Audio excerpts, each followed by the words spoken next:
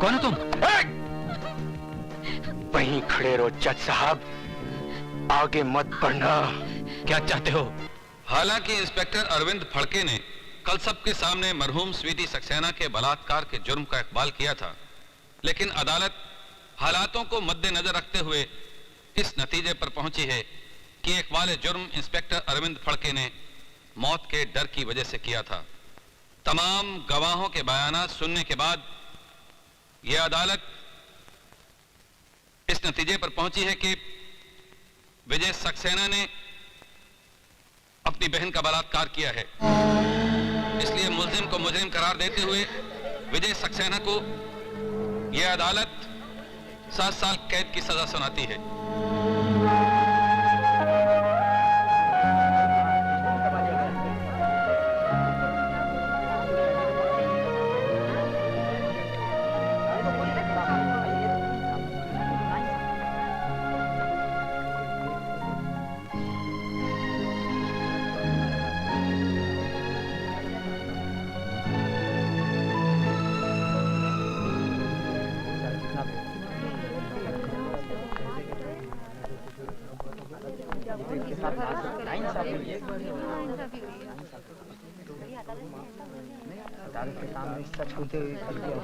जज साहब,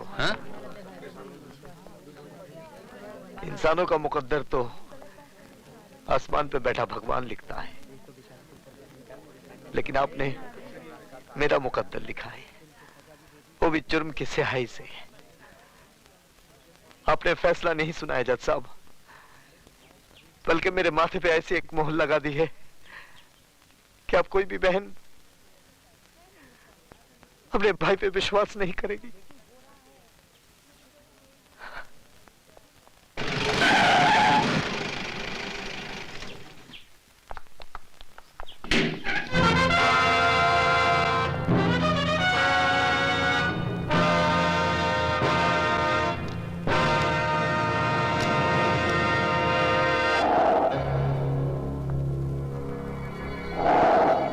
नटवर नाम है मेरा।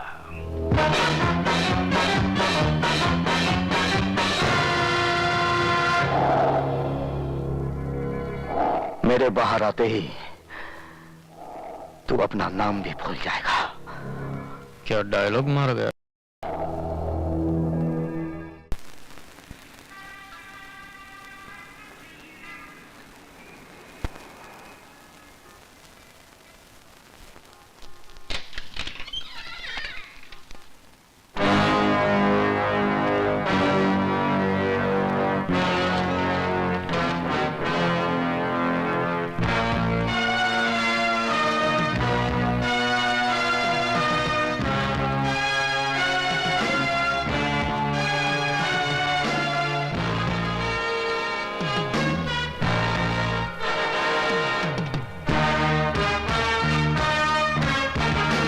प्रोफेसर साहब,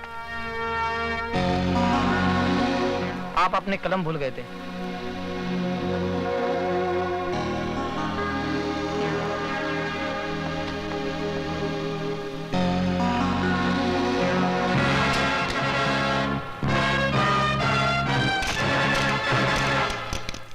लिखो। माननीय महोदय जी, हमें आपकी भेजी हुई एनसीसी की यूनिफॉर्म मिली। लड़कों की यूनिफॉर्म तो ठीक है, लेकिन लड़कियों की यूनिफॉर्म तो इतनी तंग है, इतनी कड़क है कि संदूक खोलते ही गोली अपने आप चल पड़ती है। आपका शुभ चिंतक राजवंश कोठारी। टाइप करके दस्तखत करवाने के लिए अभी आती हूँ। हाँ, अब तो इस उम्र में सिर्फ दस्तखत ही कर पाता हूँ। जल्दी आना।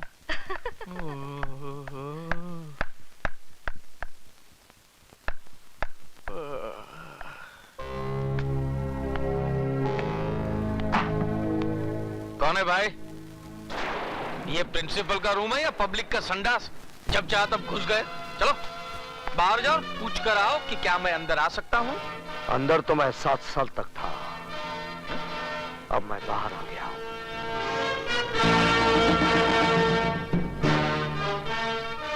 विजय सक्सेना, तुम? हाँ। कभी आए? हैं? बैठो ना, बैठो ना। हाँ? आपके जेल जाने के बाद तो मुझे बहुत पश्चाताप हुआ। हरिद्वार गया, 3 साल तक वहां पूजा पाठ करवाई। तिरुपति गया, वहां जाकर बाल कटवाए मैंने, तभी जाकर मन को शांति मिली है। लेकिन मेरे मन को शांति नहीं मिली है। बैठो ना, बैठो ना। मैं यहाँ बैठने नहीं, तुम्हें बताने आया हूँ कि 7 साल तक मैं तुम लोगों के बारे में सोचता रहा। आज से तुम लोग मेरे बारे में सोचना शुरू कर दो।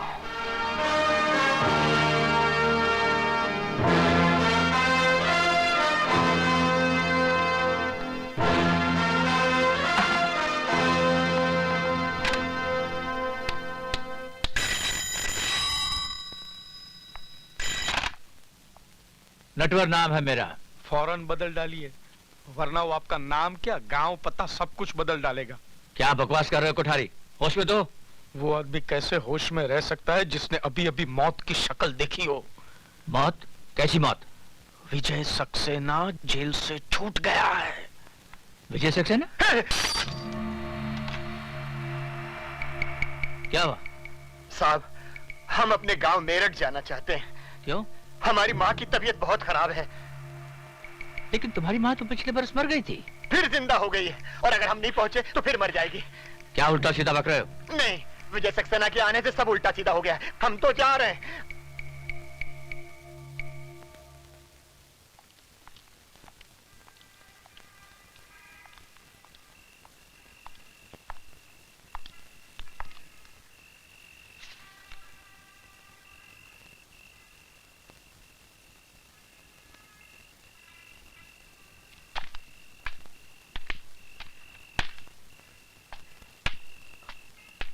डॉक्टर असलम, तुम यहाँ क्या कर रहे हो? यही मैं तुमसे जानना चाहता हूँ। लेकिन ये खत लिखकर मुझे यहाँ बुलाया गया है। ऐसा ही एक खत मुझे भी मिला है। डॉक्टर असलम, अरे विशाल, एक खत मेरे पास भी है। एक जैसा खत सबको? लेकिन ये लिखा किसने है यार? मैंने। सर आप? हाँ, मैं।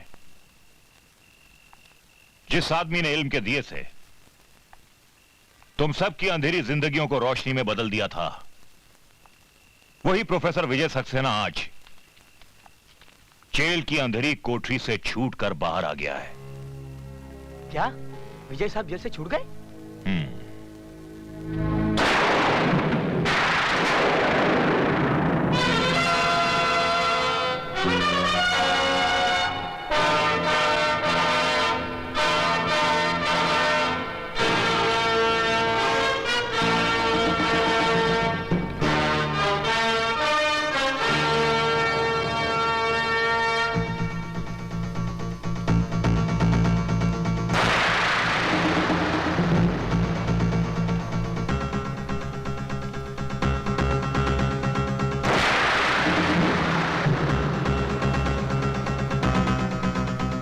भैया सुबह से भूखी प्यासी बैठी हूँ कि तुम्हें राखी बांधूं और तुम बस बस बस, तेरा भाषण शुरू होता है ना तो रुकता ही नहीं। बच्चों का एग्जाम सर पर है, पढ़ाऊंगा नहीं तो चलेगा कैसे? चला जा। ठीक है, आप बैठो तो सही। अब जल्दी से राखी बांध दे। जी।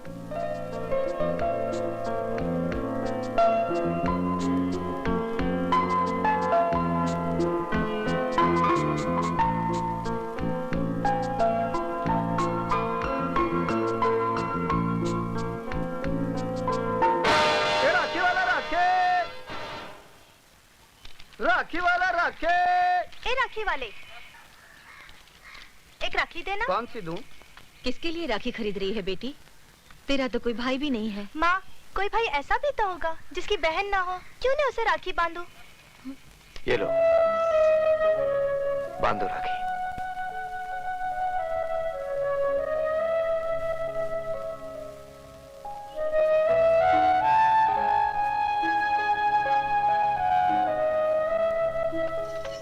किसको राखी बांधने जा रही हो बेटी, जिसे राखी का मतलब तक नहीं मालूम? पर ये कौन है माँ? क्या किया है इसने? इसने वो किया है जो आज तक किसी भाई ने नहीं किया।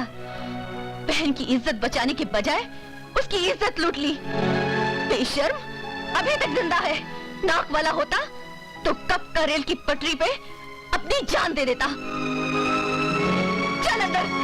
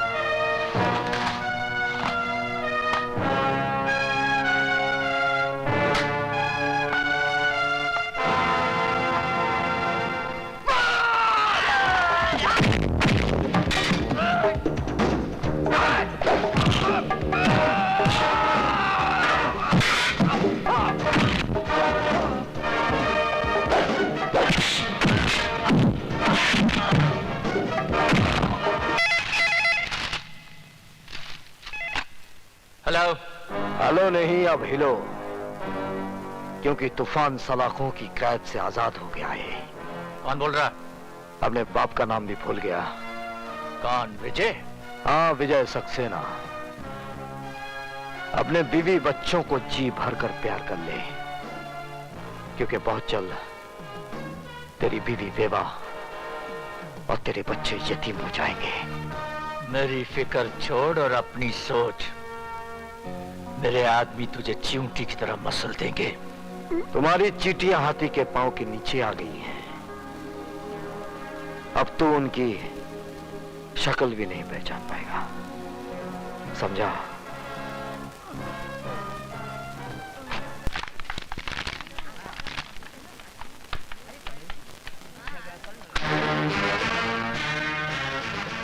सदानंद, तुम लोगों ने मेरी बहन को ऐसी मौत मारा है कि उसे कफन तक नसीब नहीं हुआ, लेकिन मैं कफन दूंगा।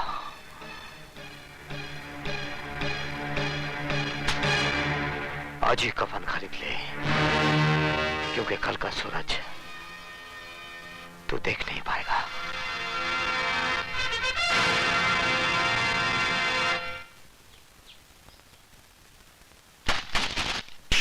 हमको कमीशन खिलाता है? हमको?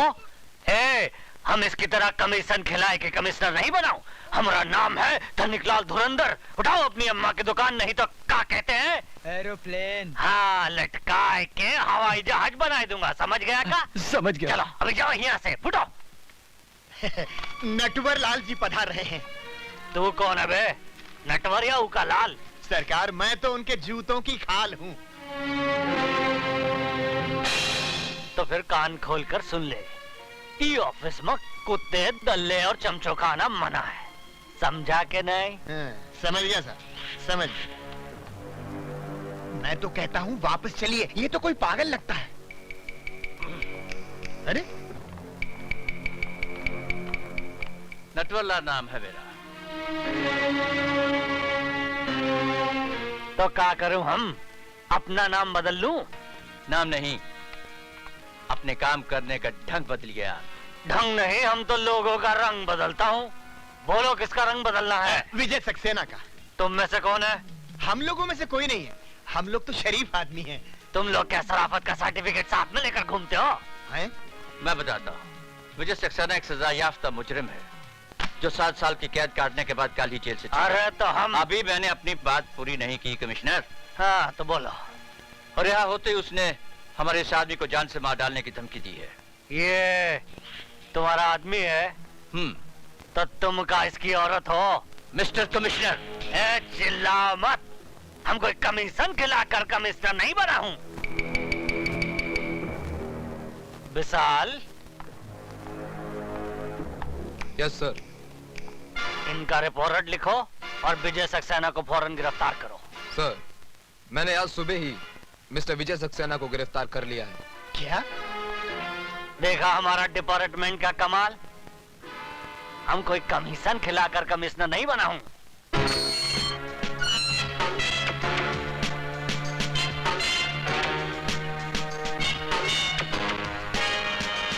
तुम्ही ने मुझे गिरफ्तार किया, अब तुम ही रिहा कर रहे हो। 7 साल से जिस आग में आप जल रहे हैं, उसी आग में मैं भी जल रहा हूं। स्वीटी आपकी बहन थी और मेरी जिंदगी। मैं पुलिस ऑफिसर इसलिए बना कि जिन दरिंदों ने मुझसे मेरी स्वीटी छीनी, उनको मैं मिटा सकूं। नहीं, वो मेरे शिकार हैं और किसी ने बीच में आने की कोशिश की तो जान से मार दूंगा। सर? स्वीटी की मौत के बाद मेरी जिंदगी का कोई मकसद नहीं रह गया था। फिर भी मौत जैसी जिंदगी जीता रहा सिर्फ इसलिए ताकि एक दिन उनका खेल खत्म कर सकूं। तो फिर आज और अभी वही खेल शुरू कीजिए सर, जो 7 साल पहले एसीपी फड़के ने कानून का सहारा लेकर आपके साथ खेला था। आज कानून आपके साथ है सर, जाइए और इंसाफ के माथे पर लगे इस दाग को मिटा दीजिए। सदानंद, तुम्हारा घर आ गया। नहीं सर, आज मैं आप ही के साथ रहूंगा। क्यों? आज मेरी बारात जाने वाली है क्या? नहीं सर, बारात तो मेरी निकलेगी। विजय सक्सेना मुझे मार डालेगा। प्लीज मुझे बचा लो सर। अरे वो तुम्हारा कुछ नहीं बिगाड़ सकेगा, क्योंकि इस वक्त वो लॉकअप में बंद है। फिर भी तुम्हारी हिफाजत के लिए मैं हवालदार छोड़ देता हूँ। हवालदार जी साहब। तुम आज की रात सदानंद के घर के बाहर पहरा देना। अच्छा। ना ही किसी को अंदर आने देना और ना ही किसी को बाहर जाने देना, समझे? ठीक है सर। ठीक है साहब। आओ हवलदार। ओके चलो ड्राइवर। आओ हवलदार, आओ आओ। यहाँ से जाना नहीं हवलदार।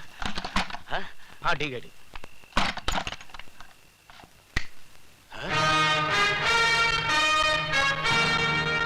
तो तुम यहाँ कैसे आए?